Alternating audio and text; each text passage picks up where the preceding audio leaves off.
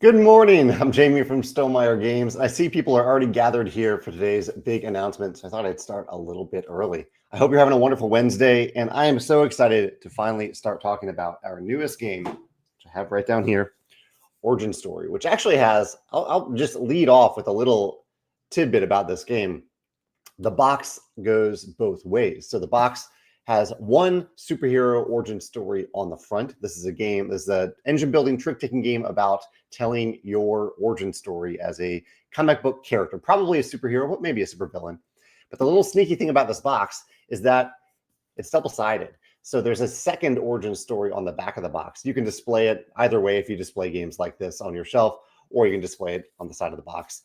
But yeah, this is something I've been wanting to do for a long time.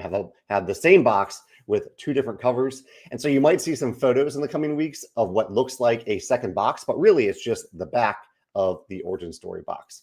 So I'm going to be talking about this game a lot today. There's plenty of information about there, including the full rule book, some slides that describe the game. I'll go through a lot of that information today, but I just wanted to say that I'm so excited to finally reveal this competitive engine building, tableau building, trick-taking game co-designed by me and my friend Pete. We've been working on this for quite some time. And really, we've been working on this game for a long, long time in various forms, but it wasn't until I started working with Pete that it really came to life on it. So I'm really grateful for Pete. As Carol says here, Pete knows trick-taking. Pete does. Pete brings trick-taking games to my gaming group all the time. And he also designed another amazing trick-taking game called Crits and Tricks, which is coming out from Inside Up Games next year, or maybe later this year. So this is finally the reveal of Cape. This is the codename Cape that's been on the list for a long time, as Matthew identified. And Miles, another friend, local friend here, Pete, he says, Pete making a trick-taking game? Yep, Pete, that is Pete's specialty. Although Pete is branching out into other areas of design as well. He's a great guy to play games with. He's a great teacher of games, and he knows trick-taking and games from a bunch of different angles really well. But yeah, it was a delight to design Origin Story with Pete. Chet says, would love to hear about the ups and downs that took Cape off the chart and back on again. So I'm going to talk about this in a bunch of design diaries in the near future, Chad, but a very brief version of it is that years and years ago, I found Clementine Clampardo's art. And Clementine has now, between the time that I found her art and that I originally reached out to her, she actually ended up working on Wormspan, doing tons of art for Wormspan, and for another game for a different company, Pencil First Games. I think I mentioned to Ed over there that I was working with a great artist in Clementine. So they ended up publishing a game, I think maybe Sunset Over Water, but it might be a different game, maybe Floriferous, that Clementine illustrated. But originally I discovered that Clementine had these beautiful watercolor superhero illustrations, these paintings. And I reached out to her and said, hey, if I ever make a superhero game, or I'd love to make a superhero game with your art, but not with any of the classic superheroes, with new superheroes, would you ever be interested in working on that with me? And Clementine said yes, but I didn't have the time at the time to work on the game idea being a game where you're telling your origin story as a superhero. And so I reached out to some other designers. They tried working on it for a long time. They couldn't figure it out. And so the game kind of sat for a while, not being anything other than a bunch of art that Clementine had made. And then finally, I started talking about it with Pete, and that's how we started moving forward on it again. I did get to play this with Jeff the other day. Jeff popped in to say such a wonderful game. Thank you, Jeff. Yeah, it was a lot of fun to teach and play with you all. It's, in my opinion, it's a really easy teach, even for those who aren't familiar with trick-taking, because the core trick-taking mechanism in the game is very simple. The complexity from the game, the decisions come from how you build your tableau, how you level up as a superhero, and the decisions you make round to round as to whether or not you want to be heroic, which means that you want to win tricks, or do you want to be villainous, meaning do you want to lose tricks for that particular hand? And that's represented, I'll show you real quick, on these dials. So if you want to be heroic, then you show this side of the dial at the beginning of the round simultaneously with all other players. This is also the score dial. And it reminds you that you're trying to win tricks this round, or you can declare yourself villainous for the round and say, I don't want to win any tricks. If you pull that off, you get 4 victory points. A few people are complimenting Clementine's amazing art.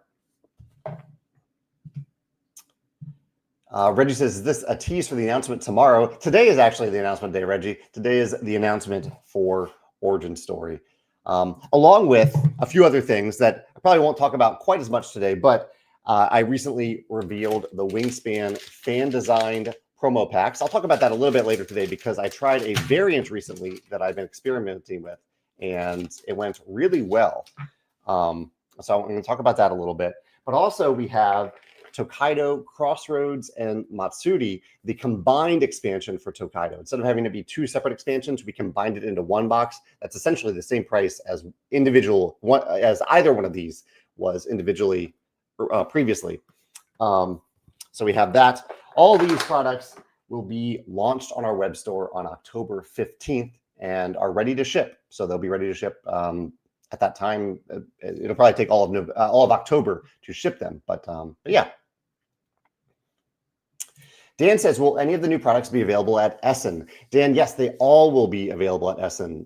The fan design bird promo packs, the Origin Story will be there, and the Tokaido expansion, along with our other recent new products like the Wingspan expansion, Tokaido Duo, and Vantage as well will be there at Essen. Chad says, have you always wanted to make a superhero game, or was it the case of the theme worked too well not to use superheroes? Other than Clementine's art, the origin for this game was that I wanted to have a story I wanted to have a game where you were telling your story as a superhero, where you're becoming a superhero rather than starting out as a superhero. It's a little bit like in Tapestry, how you're telling the story of your civilization starting from scratch or starting from very little and building it up as you go. There's a little bit of Tapestry story building and tableau building in this game as well. So yeah, that was the origin of it. It was definitely a theme first game where the mechanisms were that was the hard part of figuring out what the mechanisms should be for this game. Jeff says, the engine building element I found was more crucial, but most mechanisms blended so well. Thank you, Jeff. I think I know what you're saying there. Ben says, can you explain why the codename was Cape? Many superheroes wear capes. So that was the idea there. Fairly Odd Parent says, what's the release date? I haven't really said the release date yet. That'll be the retail release date will be sometime later in November. But the launch date on our web store, that's when we'll put it on the web store where you can buy it, and it'll start shipping to champions the week after, probably non-champions the week after, is October 15th. So 2 weeks from today is when it will be up here on our web store. Over the next week and a half, I will be sharing design diary posts on our website, telling the story of how this game came to be, a lot of photos, along with a lot of media, some videos about the game and from me, and then some third-party media will be covering the game before that October 15th launch date.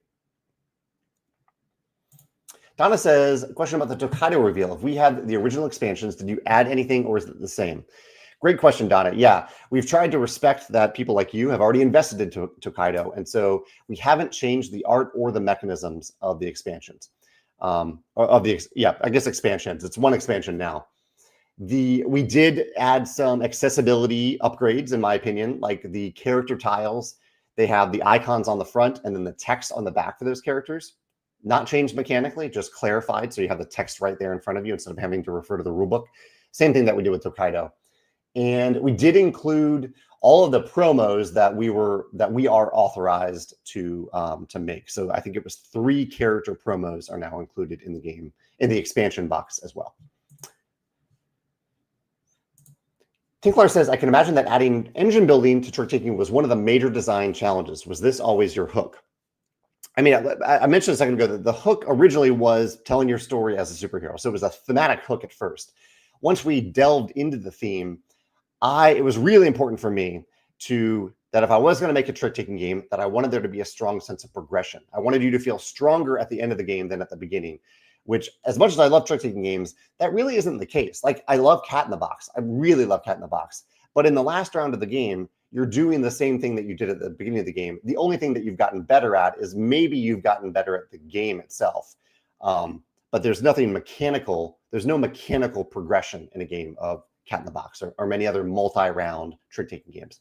So that did become one of the big hooks about the game, that you are telling, you have this Every character has their own little comic book style tableau, and you are filling these slots over 5 rounds with story cards that make you level up and get stronger. And then you, at the beginning of round 5, you reveal your superhero card, and that gives you a really powerful one-time benefit.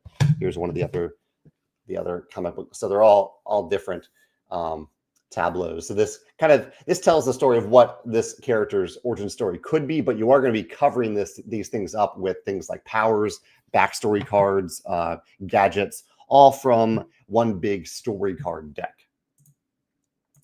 Chet says, when will origin story reviews be dropping? That's October 10th, so next Friday.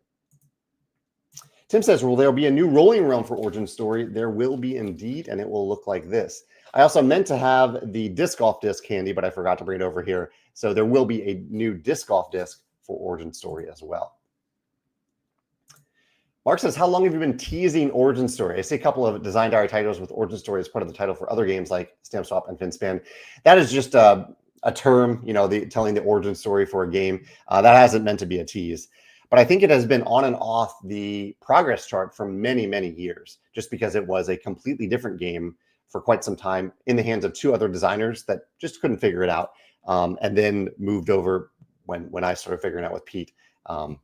It reappeared on the progress chart. Anderson says, any updates on the Vantage update upgrade pack? It is an upgrade pack. It is an update pack, like an errata update pack. I don't have that handy either, but it is. It has arrived at our fulfillment center. We are going to put it on our web store at the same time as Origin Story and the Tokaido expansion and playmat and the Wingspan fan art packs, just so you can consolidate things into one batch. That'll be October 15th. It will be ready on our web store. Nicole says, are there any how to play videos from content creators for Origin Story yet? That'll start on October 10th. I will have some videos leading up to that time, including a video where I do like a few quick turns showing you how the game works. But there will be some more professional videos coming out from content creators soon. Fairly Odd Parent says, will there be upgrade items available for the game, mats, tokens, etc.? Everything is premium out of the box in this game. So I honestly don't think we could have made the components any nicer. So no, there's no upgrades. It's a very affordable game. There's a lot packed into this box. I can kind of show you here. Yeah, so here we go.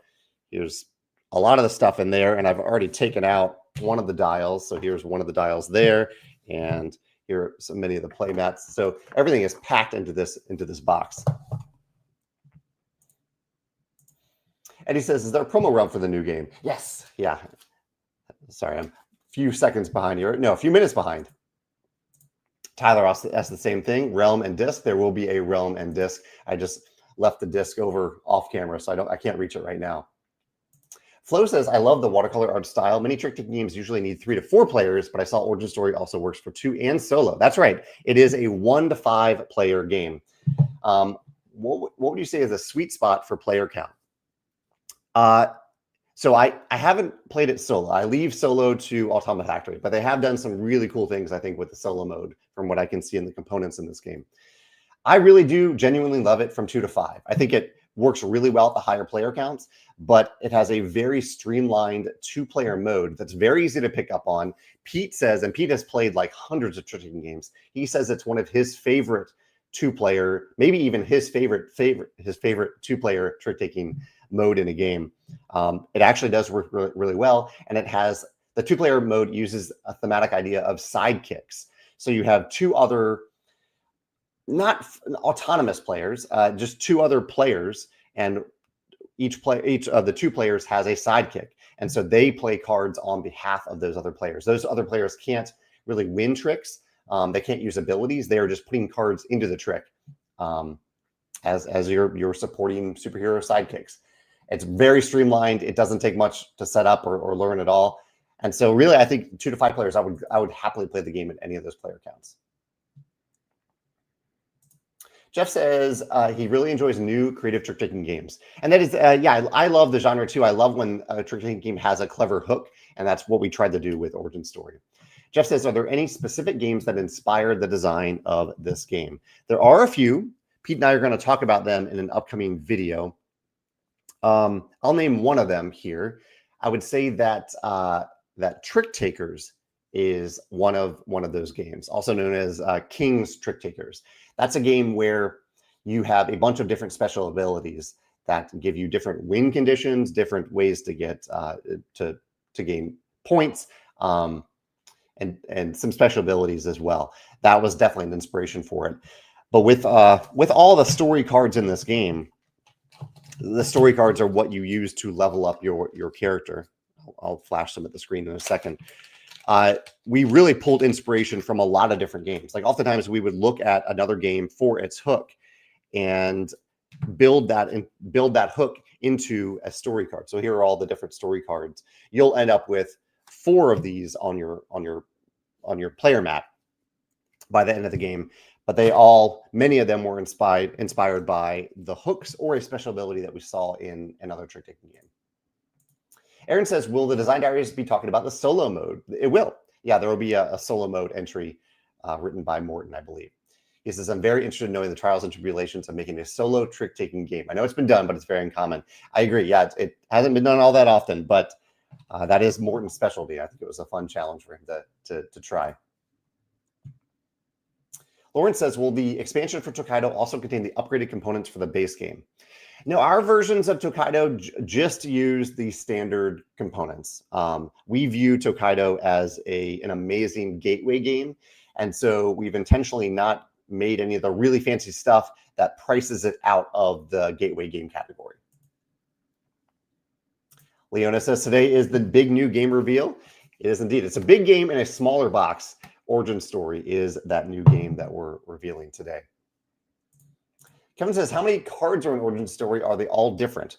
So I held up the story cards a second ago. So this is what you're building your tableau with. These each have different powers, and they have a different stamina cost that you'll be charging up in that round. There are, how many of these? There are 64 of these. There's a deck of playing cards. So you're going to be, it's essentially a standard deck, but with all unique art and no face cards. It's just cards numbered 1 through 13. So standard deck of cards, 52 of those. And then in the middle of the game, like many iconic superhero movies, there's some big event that defines that movie. And so in the middle of Origin Story, at the beginning of the third round, there is an event that happens. So there's all these events. There's 18 different events. One of these events will happen in the beginning of the third round, just a one-time event that is either has an instant ability that impacts everything, or it has the event impacts the third round only. And then there are some big superhero cards. There are 10 big superhero cards in the game as well. So these are bigger cards. These are who you will become. The back doubles as a reference for the game because it's face down for most of the game. Then you become that superhero at the beginning of the 5th round. Jake says, what's the disc golf mold? What is the disc golf mold, Jake? I am forgetting what it is right now. Maybe Miles can remember because Miles did the art for the Origin Story disc. It might be a Firebird. Yeah. Chad says, since villains want to lose tricks, how do you ultimately win in Origin Story? So you, at the beginning of each, you're trying to get the most points. And at the beginning of each round, each of the 5 rounds, you declare if you want to be a superhero, and then you get 1 victory point per trick that you win that round. Or you declare that you want to be a villain for that round, in which case you're trying to win 0 tricks for that round. If you do, you'll gain 4 victory points. But many of the story cards, and even some of the built-in character abilities, have ways to get points. Let's see if I can find an example here. Let's see. A lot of these like impact your ability to play tricks. Here's one. So here is the Gauntlet, a super suit. This says whenever you lead, if you play a strength card, gain 1 victory point. So you're trying to get if you have that card, then you're trying to get the lead and you're trying to play strength cards. And you activate those abilities and choose those superpowers and super suits and things like that based on seeing your hand of 8 cards. So you will see your hand of 8 cards before making that decision. You'll be able to look at your hand and be like, okay, I have a lot of brain cards in this hand. I think that's more than 8 cards. So that means that I might activate abilities or look for abilities that care about brain cards in that round to gain more points. George says he remembers playtesting this game a long time ago. Thank you, George, for taking the time to playtest it. And I'm really happy with the final result, thanks to playtest feedback from people like you. Stuart says, really interesting art style for Origin Story. Yeah, this is from Clementine Campardo, the artist for Wingspan. Can you share any stories or conversations you have with the artist to arrive at that style? So really, this is Clementine's watercolor style, the style that you see in Origin Story. She had Clementine, if you go and look at her website, I think she might still have it there. She has art of really well-known superheroes like Batman, Spider-Man, superheroes like that in this beautiful watercolor style. And I saw that and I was like, this is incredible. Like, I would love to have a game with new superheroes that have that art style. And so I talked to Clementine about it. We started working together on it a long, long time ago. Garrett, keen eye, noticed that on the sides of the box, we put the names of the icons. So you can just put the box on the table and look over. Two of the sides of the box have the names, just like in Vantage, just to make it a little bit easier to remember what those major icons are. So you can say, instead of playing the red suit, you can say, I'm playing a strength card right now, or I'm playing the brains card right now. Tyler says, do you happen to know what mold you selected for the Origin Story disc? Any way to show the art without the disc handy? I will show it in the future, but I just don't. It's in a different room right now, so I can't show the art right now. But I do look forward to showing it. I think Miles did a wonderful job on the art, and I believe it is the Firebird disc. Mark says, is the Origin Story box the same height as the Rolling Realms box? It's pretty. Yeah, I would say it's pretty close. It might be a little bit shorter than the Rolling Realms box. You can see it next to my head here. It's a smaller box, but we packed this box with stuff. Nicole says, would you consider this a good travel game? I'm enjoying the smaller size games lately. We did try to make this game with respect to your the space on your shelf, the space on your table. Is it a travel game? It could be. I'm hesitating here a little bit because there's like one of the nice things about some really small games that you can put in your pocket when you travel. You can't put this in your pocket. I think there's a lot of replayability where this could be the game that you take on a trip and put it in your suitcase. The box is packed with stuff though, so you can't. There's no room to put like another game in the box too. As I've done when I travel, sometimes I can fit like multiple games in one box. There's no air in this box. It's packed. So I think it could be a travel game, but it would be like the game that you take on the trip rather than multiple games. Julie says, is Origin Story accessible as a family game? I believe it's highly accessible. Just even in the way that we designed it. So you start off very simply with only 2 abilities that you have access to, and then it's a standard trick-taking game at that moment. And then the complexity grows over the course of the game, so it grows with the players. You do need to be able to, like if you want kids to play it, you just need them to be able to read. But there's nothing dark and scary about the game. You can see the art. It's you know,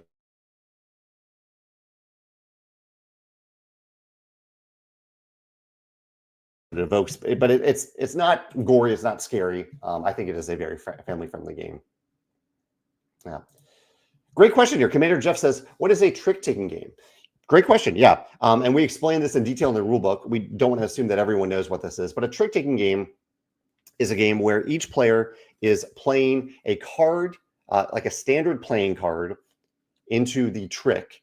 That's what you're forming. You're forming a trick. So you're playing a card. Like if I play the 6 of speed here, then all other players using their hand of cards, they take turns. And if possible, if they have a speed card, they must play a speed card into the trick, trying to have the highest speed card in that trick.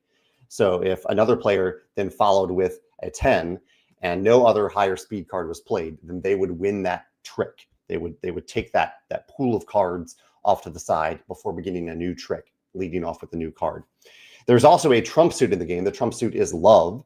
And if I don't have, if someone leads with speed and I don't have speed, then I'm allowed to play a card of another suit. And if I choose the trump suit, that means that this suit trumps all other cards in the suit, is better than the other cards in the suit. And so the highest trump suit would win instead. Those are the rules of a trick-taking game. Chad says, are there Easter eggs in the art? There are a few. Although I was looking for Biddy and Walter in the art, and I couldn't find them. So you all will have to look for them. Maybe they're in here. Maybe they're not. Maybe I forgot to ask Clementine to put them in here. I honestly can't remember, but I can't find it. DJ Dan says, is there much of a time play difference between the 2 to 5 player counts? What might be the averages? A lot of this game is simultaneous. The trick taking isn't simultaneous, but playing cards into a trick happens very quickly. That doesn't add much time. It's certainly a little bit longer at higher player counts because you have more players playing cards into the trick. But it's very fast. You're just playing one card into the trick. The simultaneous part is when you are deciding which. So at the beginning of every round, except for the last round, you draw 3 story cards and you pick one of them to add to your tableau. The others are discarded. That choice is simultaneous. Also, the choice as to which of your cards on your tableau do you want to charge with stamina, that is also simultaneous, as is the decision to be a hero or a villain. That is also simultaneous. So for that, more players doesn't necessarily add more playing time because it's all happening simultaneously. Garrett says, scenario-based trick takers like the Crew and Fellowship of the Ring seem to be fairly popular. And I do love those games. Was there ever consideration of doing a scenario-based version of the game? We toyed around with that. That's where the events came into play, the 18 different events in this game. We toyed around with the idea of, do we want each session of the game to be a different event? And what we ended up deciding on, and we kind of discussed, should it be more like the Crew? We didn't know about the Fellowship of the Ring at the time when we were designing it. Do we want every round to have an event? But what we found is that the events were the most memorable if only one happened per game. So it is, in a way, a little bit scenario driven in that way, but there's no order to the events. It's just one event per game. It's really it's a memorable thing because there's only one. They're usually pretty wacky. So they really change the shape of the game, but not for the entire game, just for that third round, so that you're not learning a completely different game for the rest of the game. And we tried to keep the text minimum. Like this one has a little bit longer rules text, but some of them are really short. Just a little bit of rules text here. That's this one says, transfer of power. Each player passes their hand to the player on their left. So just a little twist for that round. That was our version, our thinking of that, Garrett. Jeff says, thoughts on the first episode of Survivor 49? You know, I love Survivor. My response is always, I'm just happy that this exists and I get to watch more Survivor. I don't have any specific thoughts here. I don't want to spoil anything. But I will take a quick break from Origin Story to talk about the other things that I'm watching or reading right now. I am reading The Shattering Peace by John Scalzi. I think I was still reading that last week. We just finished watching Alien Earth and Murderbot, 2 fantastic sci-fi shows. Really enjoyed both of those shows. And I played Dragon Eclipse yesterday. I played Origin Story recently, but not over the last weekend. I played Vantage using the Indiana Jones challenge. I have a video about that on our YouTube channel if you want to learn more about that. And I also played the Wingspan variant that I've been toying around with, and it worked really well.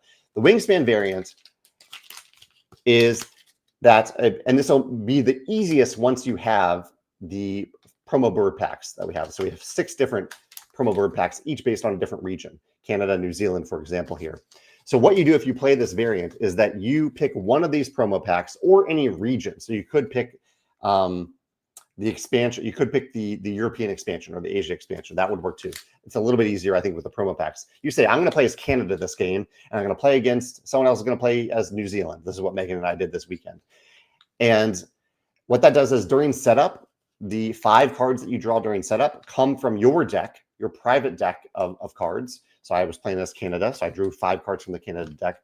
And then during the game, even though there is still a shared display of cards from all the shared cards that aren't being used, that aren't from these decks, I have my own private deck of cards that I can draw from. So whenever I'm drawing cards, I draw from my private deck.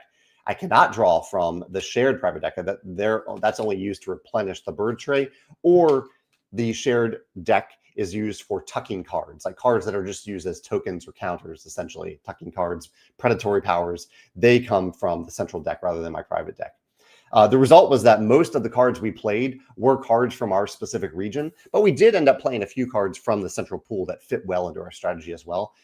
And it worked really well. Like, it felt exactly like a normal game of Wingspan, but with me playing as Canada and Megan playing as New Zealand, and using our unique abilities in that way. It felt like a little bit of asymmetry that Wingspan doesn't usually have. So I'm excited for people to try that variant. I posted about it on the Wingspan Facebook group recently. Once you get those promo packs, which will go on our web store on October 15th. Jerry says, for the 6 new promo packs, did you have to update the list of birds qualifying for the anatomist, cartographer, and photographer bonus cards? Did you provide a list per pack? Some cards do impact those bonus cards, and in each of the bird packs, so here's like all the 25 birds in the New Zealand pack, but we also have some rule cards in there that clarify things about bonuses and whatnot. So we have a few little explanatory cards in the pack to address that. Aaron says, I do appreciate you keeping Tokaido at the gateway game pricing. I've been able to sell a couple copies to those who are very new to the hobby. Thank you, Aaron, for doing that, for continuing to support Tokaido now that we've taken over the brand. And yeah, I appreciate hearing that. I think it is a wonderful gateway game. William says, I love how the player boards look like a comic book. Yeah, back to Origin Story here for a minute. I'll dig out some of the ones that I haven't shown yet. He says, can you show off both backs of the player boards and what do the playing cards look like? Yeah, happy to show all that stuff. Also, here are the stamina tokens. They look like little speech bubbles in the game. So here are the 2 mats that I haven't shown yet. The back is actually the same for all of these. That's the one part that's the same. This is meant to show, it's kind of an homage to how the backs of old comic books were used for advertisements. So this is these are Easter eggs for Stonemaier Games. And here are the 2 other fronts that I haven't shown yet. So here's one of the fronts. Here's the inside of this one. And yeah, the backs are all the same. And the playing cards, they look like this. So here's a bunch of the playing cards. And one of the cool things I think about the playing cards is that as the numbers get higher, the images change a little bit. So you can see here, like compared, I shared this a little bit earlier, but the 6, and it isn't different art on every card, but it's different art on many cards. The 6 looks like this. You're like starting to take off. And then the 10, you're really flying there.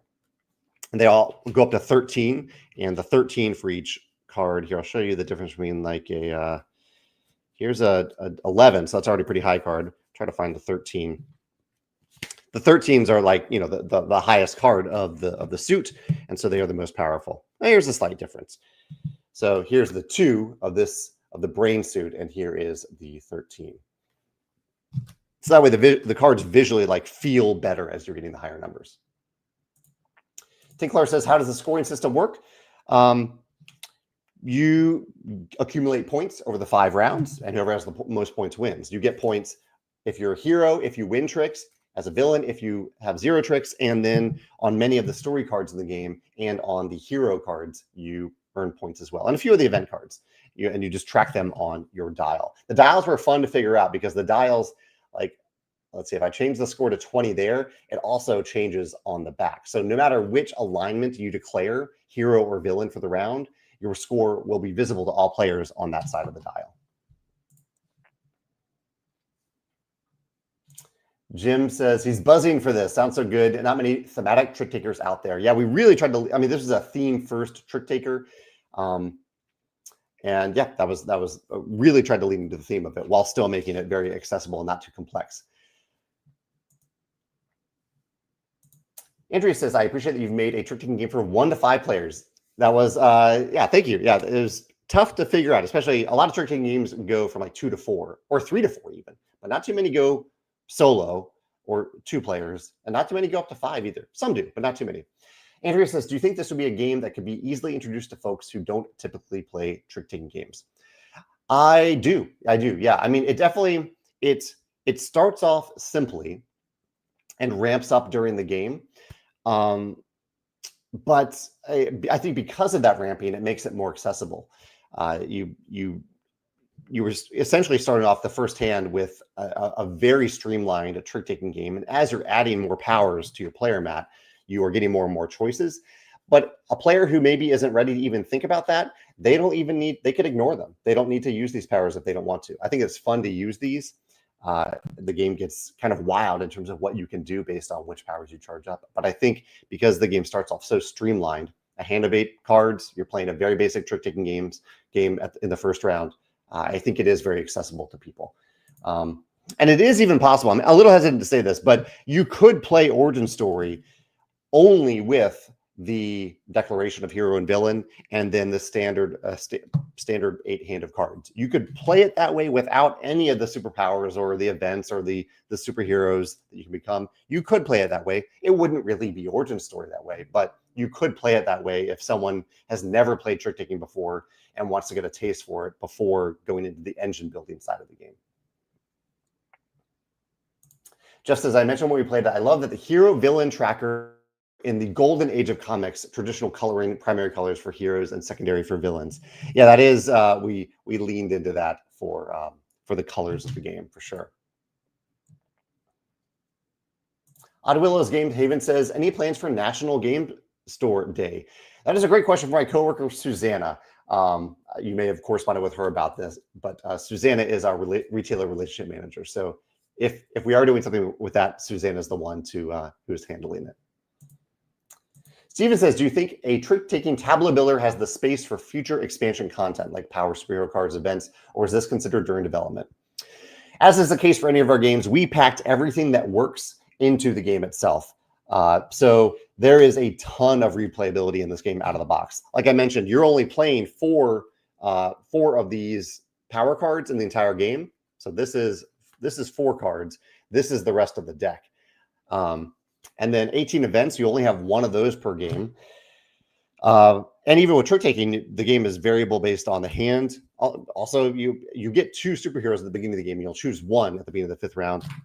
So we packed everything. Of course, the game is potentially expandable. There could be more story cards. There could be more hero cards. There could be more event cards. But we put everything that we designed already in the box. It's already there. So yeah, we'll see if there's an expansion, but there really is no plans for it because there's so much already in the box. Thank you, Mitch, for pointing out that the rules and FAQ direct to the wrong page. I will correct that in a few minutes. What else was I going to talk about that today? We do have, so I'll show the newsletter in a second. Anything else that I wanted to? Oh, I participated in a charity disc golf tournament over the weekend. Speaking of disc golf, I don't have the Origin Story disc here to show you, but we had a great time. It was a 3-person scramble, and it's lovely when you have 3 people or 2 other people that you can rely on to hit a shot when you have maybe missed your shot or not done as well on your shot as you hoped. So that was really lovely to have that option. Sorry, I'm trying to copy and paste here. Here we go. Trying to fix this link on the fly. There we go. So that was a good time, this disc golf scramble that we participated in. And my video this past week was about what tabletop games could learn from video games. That was a fun one to do, especially as someone who doesn't play a lot of video games, but I do, whenever I do play them or research them, I am doing so through the lens of a tabletop game designer. Had a good play test with Susanna and Megan and Dave, coworkers, and my partner Megan on Friday for a different game that I've been working on. And actually, I do have a question of the day for you all today. 2 questions of the day, actually. I'll throw both of them out here real quick so I don't forget, and then I'll focus on your comments, your questions. 1, what is your favorite tabletop game that has a tournament theme to it? And 2, what is your favorite detective or mystery solving tabletop game? Those are the 2 that I'm curious about today. Let me show you my other screen real quick that has the newsletter on it. So on the newsletter, I talk about Origin Story. William, you were asking about what the cards look like. The playing cards are in the background here of this image. Then we have Tokaido, Crossroads, and Matsuri, and then the 6 Wingspan Bird fan design promo packs. Some information about Origin Story, and then some other stuff. You can look at the newsletter to see all this information. There's a big infographic on there that shows many of these details that I talked about today in terms of what you're doing in Origin Story and what make it special. As usual, our section about our most request out of stock products, so we know when to make more. And our current progress chart is here. And then, yeah, just all the regular stuff in the newsletter. Best-selling products, Wormspan Dragon Academy at the top of the list this month. And then our most read article was about the Wingspan fan design birds. all that good regular stuff, and then what I've been playing down here below. Yeah, if you have any questions about any of that you see in the newsletter, just let me know. I'm happy to answer in the comments. Trishul says, it's cool to see the counter dial pins integrated to look like the eyes of the hero and the villain. Yeah, it kind of looks like it's meant to look like a mask, superhero mask. Are there any other games that do this? I am sure we're not alone in this. There are plenty of creative dials out there, but I'm really happy with how it turned out. Tyler says, can you show off the functionality of the dial? Yeah, so yeah, I showed that a second ago. Here's me changing the 20 to a 10, and then you flip it over, and that's a 10 on that side too. The Green Laser says, when is the retail release date of Wingspan Dragon Academy? The brick and mortar release date is, I believe, on the 10th, on October 10th. I believe it's next Friday. And then the online retail release is a few weeks after that on October 24th. I believe those are the dates for it. Chad says, will the box have an insert? This box does not have an insert. We tried to keep the box as small as possible, so we just packed it with stuff. And so no insert in this box.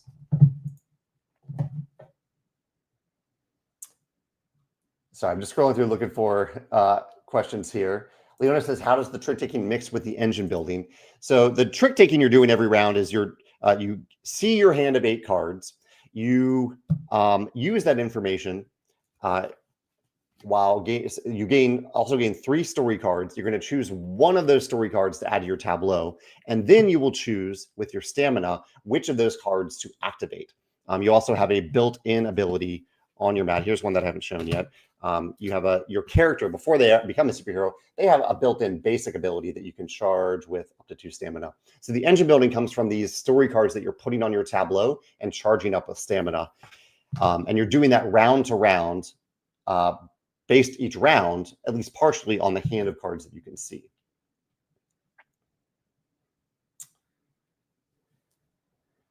Chad says, I remember you were going to look into if any of your games were on the container ship that spilled containers near California. Our games, fortunately, were not on that container. And I'm sorry for anyone whose products were on that container or on that ship where the containers went into the water. Tim says, is it typical for trick-taking games to not deal the entire deck? I'm only used to Bridge Heart Spades, which use all 52. It varies based on the game. But that was part of the length of the game, keeping the length of the game reasonable. And keeping the information reasonable. So there is certainly some uncertainty in the game, given that each player will have 8 cards. There will be undealt cards. There are also, and this is one of the reasons, there are powers that let you draw and discard, or discard and draw.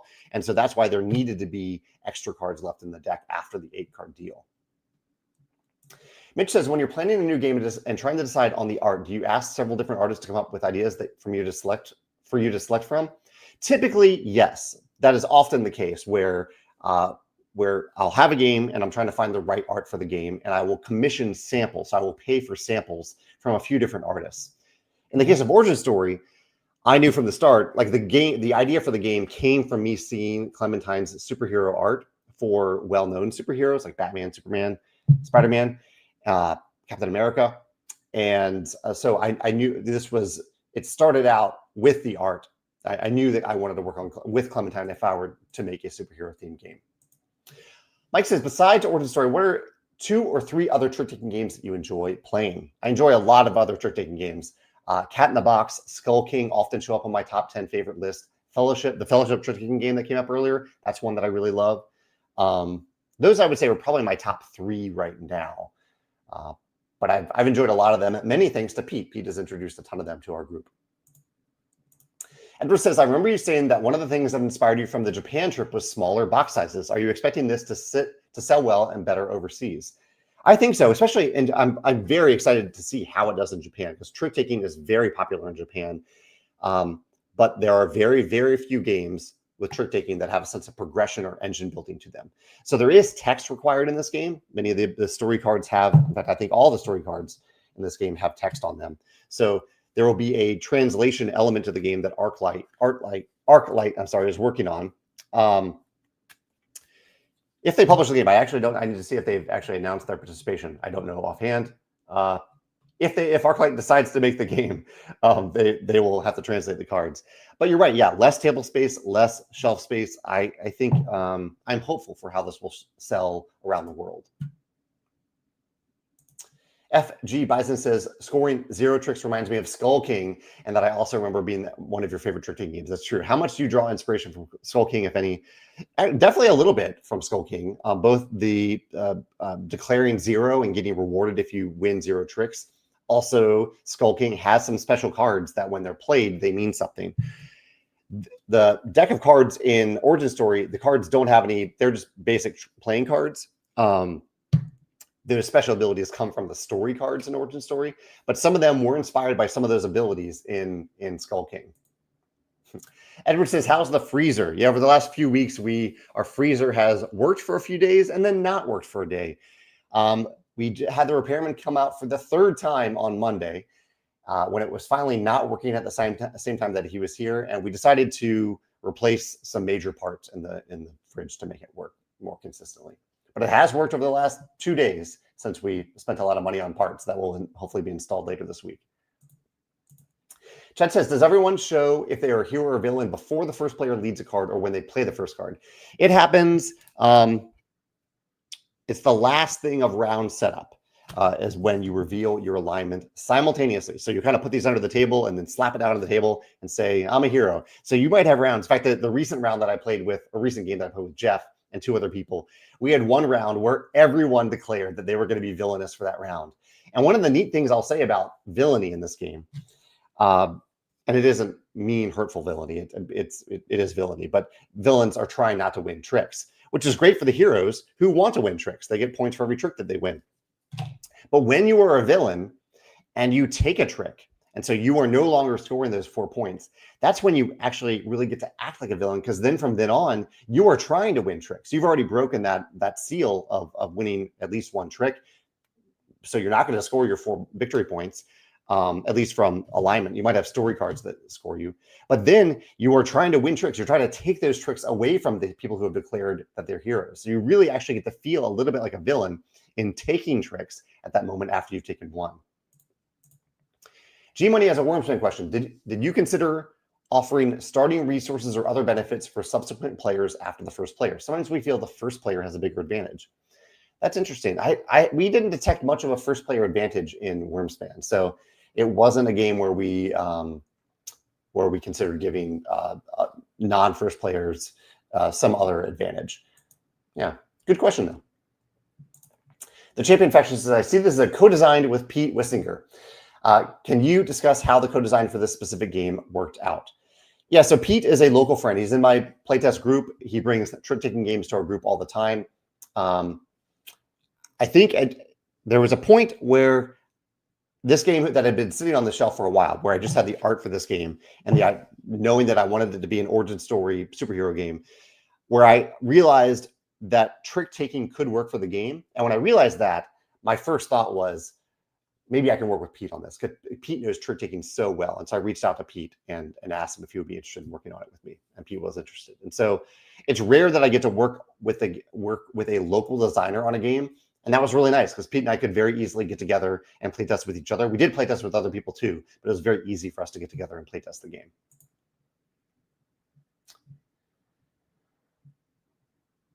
Leona says, what did you think of Dragon Eclipse? Yeah, so I just played yesterday. I played a 2-player game yesterday, and I thought some of my favorite things about it, and we didn't actually see this in the first game, but I really like the idea that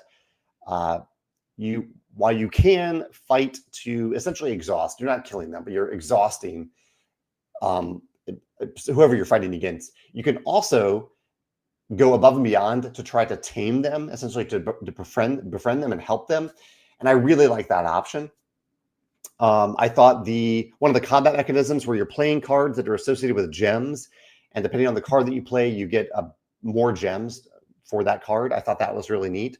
There's a little push your luck mini game that you play in the storybook. So those are mechanisms that I really enjoyed about it. I don't know if it's the type of game, like one of my thoughts at the end of the game was, the adventure game that I've been wanting to play for many, many years is the game that I designed in Vantage. So it's really hard now when I play games like this to think, do I want to play more of this, or would I rather just play Vantage? And the answer is almost always now that I just want to play Vantage. So that is it is not really fair to these games because I designed the adventure game that I want. But for what they were going for, I think they did a great job with it. And it is certainly a very beautiful production from Panda. Ben says, have I started watching High Potential? The season 2. No, we have not started High Potential season 2 yet. We're probably going to wait for a few more episodes to add up, but I'm glad that you're really enjoying it so far. I'm excited to dig into it soon. Benjamin says, have I watched Taskmaster? I have watched Taskmaster, mostly on YouTube, and it's a really, really good show, really, really clever show. I compare it a little bit to Game Changer, the Dropout show, the Dropout.tv show. That is excellent. One of my favorite shows of all time, even though I'm very new to it. Let's see. Nate says, you sometimes use different methods for your top 10 of all-time lists. Would you ever try PubMeeple ranking to get a more statistical top 10? I did that one year. One year I did the PubMeeple. It just took forever to do, and so I don't know if I'll do that again, but I do appreciate the resources out there. Nate also says, what about doing a top 100 every few years? I appreciate the request. I will say, as someone who watches a lot of like top 10 videos, I typically don't watch like maybe when it gets down to the top 20, I'll start watching, but I don't watch before then. I don't know. At that point, I wish that I prefer them to be broken down into different mechanisms or different themes, things like that. I'm just not as interested as a viewer to watch the top, 80 through 90 games on a list. I want to see what the top favorites are for that person. So that probably isn't. So I'm not interested in that as a viewer. I probably won't do it as a content creator as well. Nate says, are you the developer of Origin Story? I am the co-designer, and I am the developer for all games at Stonemaier Games. Nate says, has anyone else ever developed one of your designs? I have tried a little bit of development. The most successful development that I've had for any game has come from Connie Vogelman. And because Connie is an incredible designer, she's also an incredible playtester. But I consider her, because of her design chops, I consider her more than just a normal lead designer. And so I'll go to Connie for things that I wouldn't normally ask of a lead designer. But I have never, so in the traditional use of development is when a designer designs the game, a full game that they consider complete, and the developer comes in and makes it like 30% better or 50% better. And they do that independently of the designer. That is what I try to do at Stonemaier Games as the developer for any game that is submitted to us that we accept. But I have not done that with another game in a long time. I've tried it a little bit and it just has never worked out. Usually it just ends up being the person comes back to me with feedback that I need to implement, which is fine. I'm fine doing that as the designer. So in terms of traditional development, I haven't ever really done that with any game. I've just gotten various types of feedback from lead playtesters and a few people that I consider developers. In particular, I think Connie is really, really great at that, as being a paid developer for a game, to offer really detailed feedback, not just feedback after playtesting about what isn't working with the game or what is working, but also the developers offering suggestions on specifically how to improve the game. Chad says, can you think of any books that you have read that was nothing like what you expected and you loved it? One recent read was very different for me. It was a book called Anji Kills the King, or Anji Kills a King. I think Anji Kills the King. And it was just a very different take on some characters. Like the book did very little to make the main characters, the two main characters, likable or characters that you'll root for in any way. And yet I still wanted to know, I was still invested in those characters, which I'd never seen before. So that was not what I expected from the book. I expected that, like in many books, that nice things about these characters would be presented, that I'd be rooting for these characters because they, I don't know, for all the traditional reasons that you end up rooting for characters often in books. But that is really not the case in Anji Kills the King. And I thought that was a really, really different approach to a book. So that's one that comes to mind off the top of my head. Wayne says, with no room in the box, is this a complete game?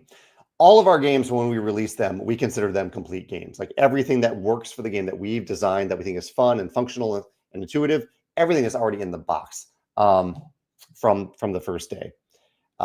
So yeah, like any other game, I consider Origin Story a complete game out of the box. Is Origin Story complete? Is it possible that in the future we'll create expansions for it? We have nothing like that in the works, but it certainly is possible that could happen someday. And if we do, we'll take the box size into consideration.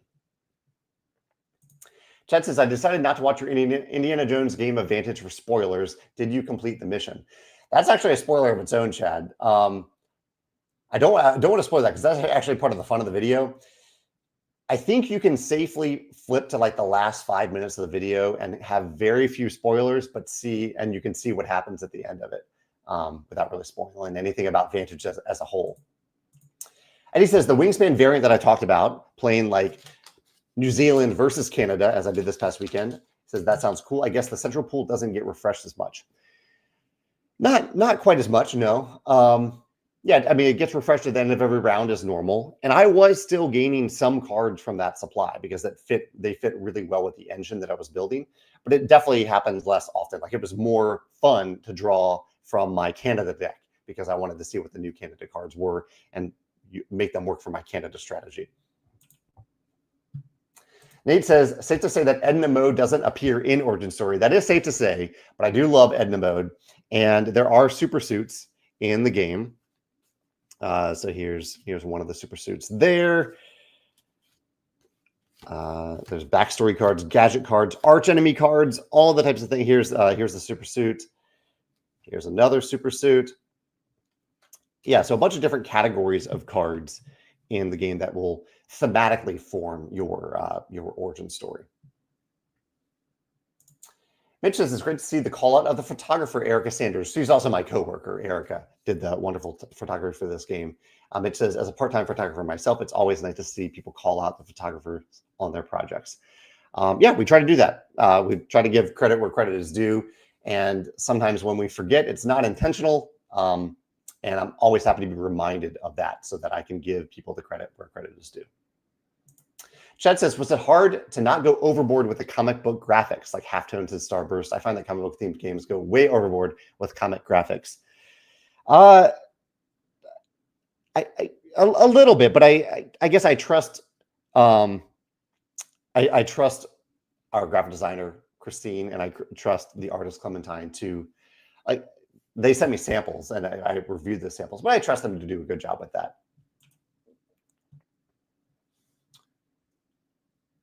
Okay, Kevin says the box looks stuffed, and it is stuffed. We packed a lot into this box.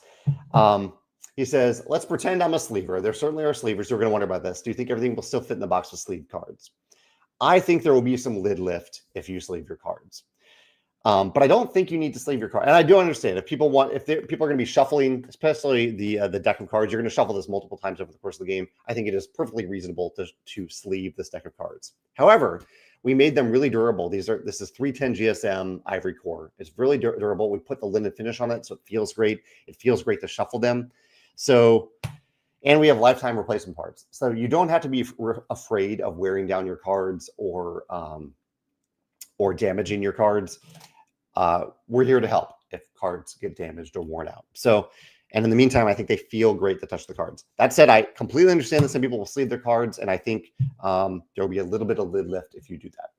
Yeah, I wouldn't necessarily suggest sleeving the other cards in the game because you'll only shuffle the events once per game. You don't even have to shuffle them. You could just choose a random from the middle of the deck. The superheroes, you only shuffle them once. And the story cards, you'll only shuffle them once. It's only the deck of playing cards that you'll shuffle 5 times over the course of the game. G-Money says, 45 minutes seems quite long for trick-taking games. What adds to the playing time? So this is a multi-round trick-taking game. There's really fast filler trick-taking games where you just play one hand, and that's often 10 to 15 minutes. But there are also many other different multi-round trick-taking games that take around 30 to 40 to 50 minutes. This is a 45-minute game. We publish event games in Stonemaier Games so that we start right at 45 minutes. That's where most of our games start. And you're playing, the sense of progression of the game comes from having multiple rounds. We thought a lot about the right playing time for the game while playtesting it. Is 4 rounds the right amount? 5, 6? How many cards should you get in each round so that length is right? And I think we found the right balance. Like the game does not overstay its welcome. I think it lasts the exact amount of time that a game like this is meant to last. 5 rounds. 5 hands of cards. That's 4 story cards that you're playing, 1 superhero reveal, and 1 event card. It's just, I believe it's the right length of time for a game with a strong sense of progression, where you're getting to actually actively use your engine and grow your engine over the course of the game. James says, is it harder to play as the villain, needing to score 0 points versus, well, it's not needing to score 0 points. It's needing to win 0 tricks. If you win 0 tricks, you get 4 points, which is very lucrative. I would say it's part of the puzzle. I wouldn't say it's harder or easier because it depends on the hand of cards that you've been dealt. You might have lower cards. It might depend on the powers that you've developed. Do you have powers that help you win tricks, or do you have powers that help you lose tricks? It also depends a little bit on what the other players have declared. If you're the only villain at a table where everyone else is a hero for that round, then they're very happy for you to lose tricks, and they're very happy to win those tricks. So it really depends on a number of different circumstances as to whether or not that's harder or more difficult. Chad says, did you do any type of research into comics to fill out the theme of origin story, or did you mainly go off what you already know? I have followed, as a kid, I had comic books. I had collected comic book cards. I haven't read comic books in a long time, but I've seen almost every superhero movie. So no, I didn't do any special research for the game. I just looked at what I know about superheroes and comic books and supervillains, things like that. Mark says, what advice tips would you give to game designers that are attempting to use the trick-taking mechanism? I would say the main thing to do is look for a clever hook. Like, look for that hook that makes the game stand out. And because there are so many trick-taking games that you can choose from these days, look for something that's different.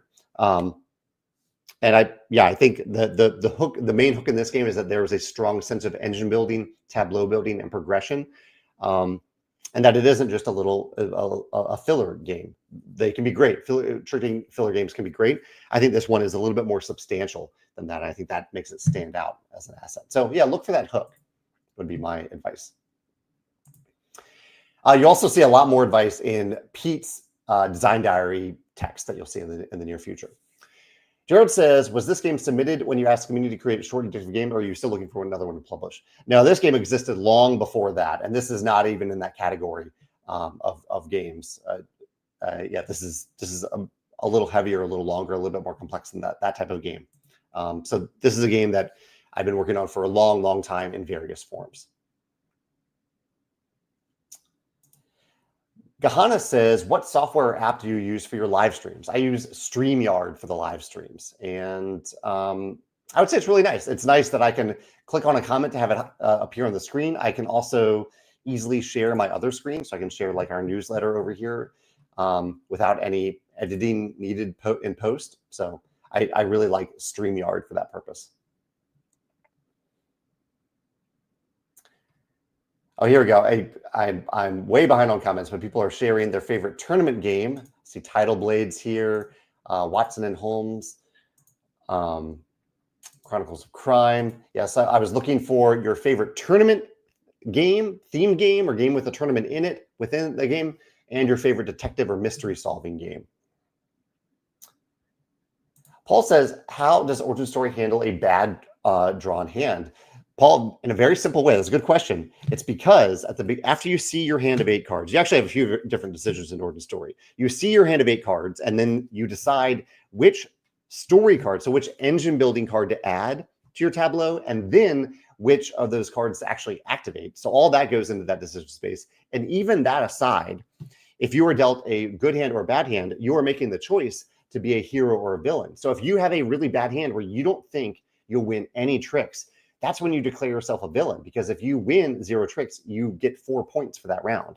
So I think the game actually addresses that really, really well. Jay Zargo says the launch prices for Dragon Academy, Tokaido Duo, and Smitten 2 are through October 19th. That's correct. Yeah. So the launch for this game and the Tokaido expansion, Tokaido playmat, and the Wingspan fan design bird packs, that's all happening on October 15th.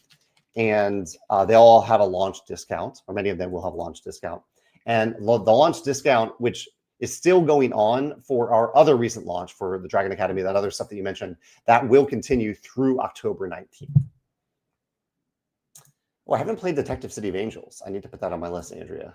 Detective City of Angels.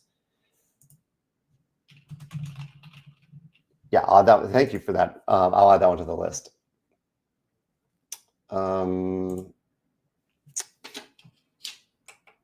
I'm sorry, I'm running a little bit over time here. I see a bunch of other. I'll have to go through these comments later to look for these suggestions. Ivan, you have a long question here. Let's see if I can answer it real quick about Council of Shadows, where you have just 2 score markers for consumption and energy. And whenever energy passes consumption, you gain a level and go back to the start. Oh, that's cool. The player with the highest level wins. Each round is a constant battle between gaining more energy while keeping your consumption low so you can pay less to gain a level. That's really cool. I have not heard that before, but that is a really, really cool mechanism, Ivan. I'll have to try that in Council of Shadows. Okay, Dave says...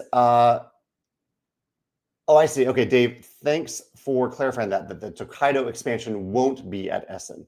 I misstated that earlier. So the Tokaido expansion won't be at Essen, but Origin Story and the fan design birds will have a limited quantity at Essen.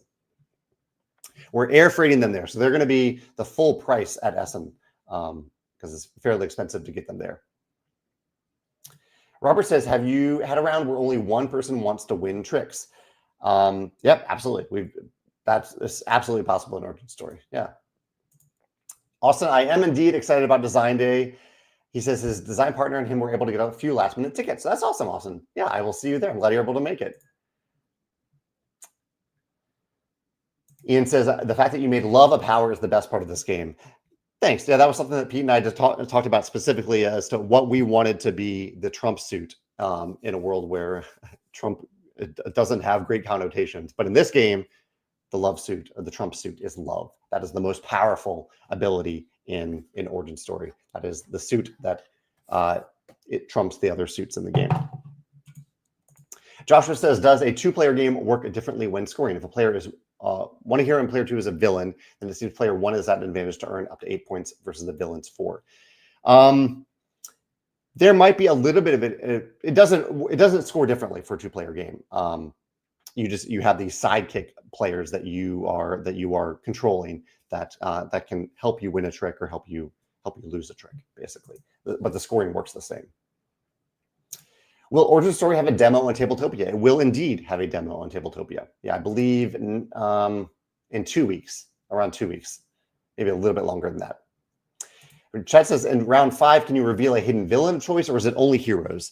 So they're only labeled as superheroes, but you can still declare Villainous in the last round if you want. So you can kind of define yourself as a supervillain in the last round of the game if you'd like. Enrique says, how does the difficulty or complexity of Origin Story compare to other Stonemaier games? What would it compare the most closely to? I mean, it is a ramping game. So it's a game where it starts off with less complexity and gets more complex as the game goes on within your tableau. But in terms of overall total complexity, I would say it's on the level of Libertalia. I would say that's a good comparison, even though Libertalia has a little bit of engine building, but not much. I would say Libertalia is the closest comparison. Any news to share about Namiji for the champion faction? No news right now. We are just we're working on our version of it. Oh, Nicole, I forgot about the chocolate of the day. Chocolate of the day. What is my chocolate of the day? Oh, we have. I don't know if it's I don't have chocolate, but we have some buttercream icing from a local cupcakery that we're combining with other desserts and enjoying that right now. So that's my treat of the day, if anything. Shul says, have you tried Apple's desk view feature to show the cards for your tabletop with more details and less distortion in these live streams? I'm a PC user, not an Apple user. So I don't know if there's a PC version of that, but no, I haven't tried using that. I use StreamYard for these live casts. Ben says, can you give us an example of one of the heroes and what type of power they have? Sure. So at the beginning of round 5, you reveal a hero. You have 2 that are on your map for the entire game on the reference side face up. And then at the beginning of round 5, you'll choose one of them to reveal. They often give you a burst of points and a one-time power that impacts that round. So for example, Ascendia here, when revealed, gains 7 victory points. So just gain 7 victory points. Place the top card of the story deck here, covering this ability. You may fully charge it with stamina from the shared supply. So you get a bonus story card thanks to Ascendia as their superpower. And then every superpower is a little bit different. I'll show you one just so you can contrast it. Here's Riptide. Riptide says, when revealed, for each of your stamina tokens that you have, gain 1 victory point and draw 1 card. So it's looking at something that you've been working on for the entire game, your stamina, which generally you don't have a lot of control over, but there are a few story cards that give you extra stamina. Then discard down to a hand of 8 cards. So you get to see more cards that hand. Another reason why there are cards left in the deck, playing cards left in the deck. Yeah, those are an example of 2 abilities there. Jerome says, the Wingspan variant sounds great. Are the bird packs tied to a specific strategy? They aren't. They are thematically designed after that region, but we tried to include a diverse set of cards in each promo pack. As for the reason that you want to focus on it, it's more that I don't know. It's hard to describe, but I was in the mindset of like, oh, I'm the Canada player. I want to play the Canada cards. I want to see what I can build with these Canada cards, even though they don't have a central strategy to them. I wanted to see if I can make a central strategy. Sean says, if I were super, would you wear a cape? And I would go with Edna mode strategy and not wear a cape. Corey says, will there be a Rolling Realms promo for Origin Story? And there will be. Yeah, it's right here. All right, I'm a little over time here. If you have any other questions that I've forgotten, please let me know in the comments on YouTube. I hope you have a wonderful day. Thanks for your curiosity about Origin Story. It's been a delight to reveal this to you. And I'll continue to talk about it more on the Design Diary post that'll go live and on the YouTube videos that'll be available over the next, 10 days around that much amount? Yeah. Anyway, have a great day. Take care. Bye.